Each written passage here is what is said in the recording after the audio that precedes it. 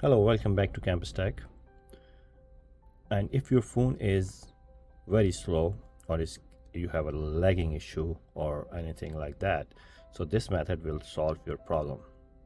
So just go into the settings all the way down, and about my phone you need to go into the software information, and when you go to the software information you need to tap filter option, and you have to tap 7 times, and then it will unlock the developer mode.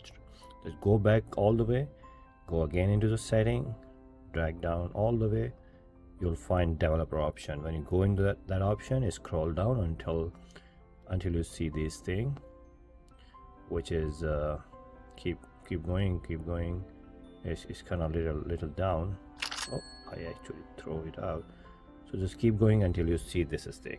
This is the Windows animation scale.